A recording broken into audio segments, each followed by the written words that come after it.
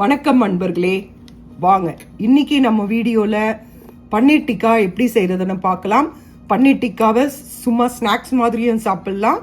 அதே சமயம் நம்ம சப்பாத்தியில இதை ஹீட் பண்ணிட்டு இதை நம்ம பேன்ல செய்யலாம், கிரில்லில் செய்யலாம், ஏர் ஃப்ரையர்ல செய்யலாம், எதுல வேணாலும் செய்யலாம். இந்த குச்சிலெல்லாம் குத்தி அதை பேன்லேயும் செய்யலாம்.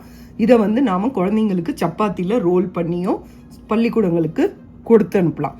இதில் நான் கேப்சிகம் எடுத்திருக்கேன், ரெட் ஆனியன் எடுத்திருக்கேன். ரெட் ஆனியன் தான் நல்லாயிருக்கும். பன்னீர் எடுத்திருக்கேன், கலர் பெப்பர் எடுத்திருக்கேன், ஆரஞ்சோ ரெட்டோ. எல்லாமே நீங்கள் இந்த ஷேப்பில் தான் கட் பண்ணணும். அப்போ தான் நீங்கள் இந்த குச்சிலையோ அல்லது கிரில் கம்பிலையோ குத்துறதுக்கு உங்களுக்கு சரியாக இருக்கும். பன்னீரை இந்த மாதிரி கட் பண்ணிக்கணும். வாங்க அடுத்து என்ன செய்யறதுன்னு பார்க்கலாம். அதுக்கு பிறகு நீங்கள் எடுத்திருக்கிற காய்கறிக்கு ஏற்ற அளவு நீங்கள் தயிர் எடுத்துக்கணும். நீங்கள் குறைவாக எடுத்துக்கணுன்னா 1/4 கப்பு தயிர் எடுத்துக்கலாம். நான் இந்த அளவுக்கு ஒரு கரண்டி ஃபுல்லாக தயிர் எடுத்துருக்கேன். இதை நல்லா கலக்கி விட்டுக்கோங்க.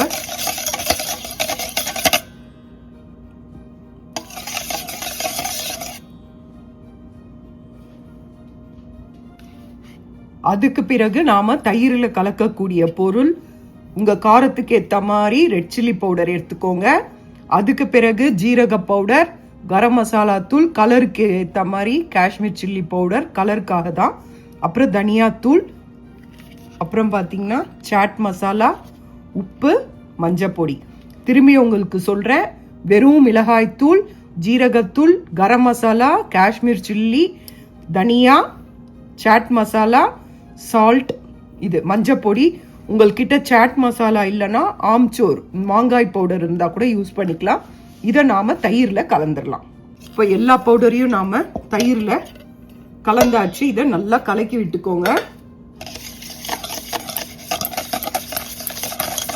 நல்லா கலக்கி விட்டுட்டு அதுக்கப்புறம் காரம்லாம் டேஸ்ட் பார்த்துக்கோங்க. ஒரு சின்ன கொஞ்சமாக எடுத்து உப்பெல்லாம் சரியாக இருக்குதுன்னா விட்டுருங்க, இல்லைன்னா உப்புலாம் சேர்த்துக்கோங்க. இப்போ புளிப்புக்கு ஏற்ற வகையில் நான் லெமன், ஒரு லெமன் விடுறேன். நல்லா புளிப்பாக இருக்கும் சாப்பிட்றதுக்கு. இதை நல்லா கலக்கிக்கோங்க. கலக்கிட்டு டேஸ்ட் பார்த்துட்டு நாம் நறுக்கி வச்ச காயெல்லாம் இதில் சேர்த்துடலாம். இப்போ நான் நறுக்கி வச்ச காயெல்லாம் சேர்த்துட்டேன். பன்னீரை நான் கடைசியாக சேர்த்துக்கிறேன். இப்போ இதில் நல்லா நீங்கள் கலந்துக்கோங்க. நல்லா பெசரி விட்டுக்கோங்க. உங்களுக்கு நான் இப்போ சரியாச்சு. நான் கடைசியில் பன்னீரை ஆட் பண்ணிட்டு உங்களுக்கு காட்டுறேன். இதில் ஒரு ஸ்பூன் கடலை மாவு சேர்த்துக்கோங்க. சொல்ல மறந்துட்டேன், இந்த மிக்சர்லேயே ஒரு ஸ்பூன் கடலை மாவு சேர்த்துக்கோங்க. இப்போ நான் பன்னீரை ஆட் பண்ணுறேன். பன்னீர் ஆட் பண்ணியாச்சு. இதை நல்லா கலக்கி கொடுத்துக்கோங்க. இதை நல்லா கலக்கி கொடுத்துட்டு ஃப்ரீசரில் ஒரு 10 மினிட்ஸ் அதை அப்படியே எடுத்து வைங்க.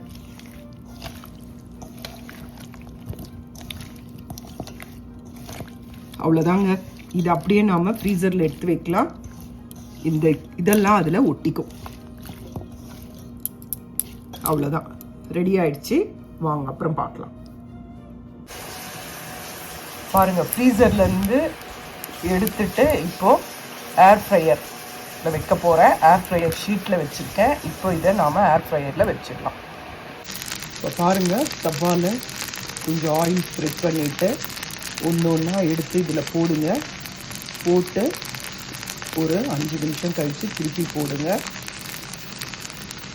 திருப்பி போட்ட பிறகு வாங்க பார்க்கலாம்.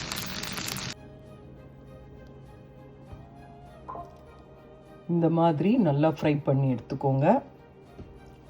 நீங்கள் கிரில்லில் கூட இதை ஒன்று ஒன்றா குத்தி கூட பண்ணலாம், இல்லை இந்த மாதிரி தவாவில் போட்டும் பண்ணலாம். இந்த மாதிரி ஃப்ரை பண்ணி எடுத்த பிறகு என்ன பண்ணலான்றத பார்க்கலாம். இந்த மாதிரி சப்பாத்திக்குள்ளே இந்த ஸ்டஃப்பை வச்சுட்டு நல்லா ஃபோல்டு பண்ணிக்கோங்க. கொஞ்சம் பெரிய சப்பாத்தியாக இருக்கட்டும். ஃபோல்டு பண்ணிவிட்டு இந்த பக்கமே க்ளோஸ் பண்ணிவிடுங்க. இந்த பக்கமும் க்ளோஸ் பண்ணிவிட்டு பேனில் கொஞ்சம் எண்ணெய் விட்டு இதை அப்படியே ஒரு 5 நிமிஷம், ஆல்ரெடி சுட்ட சப்பாத்தி தான், அதனால் இந்த சைடு ஒரு 5 நிமிஷம், இந்த சைடு ஒரு 5 நிமிஷம் ரெடி ஆனோடனே இதை குழந்தைங்களுக்கு கொடுத்தா ரொம்ப விரும்பி சாப்பிடுவாங்க. இந்த மாதிரி லஞ்ச் பாக்ஸ் ரெசிபி செஞ்சு கொடுங்க, குழந்தைங்க விரும்பி சாப்பிடுவாங்க.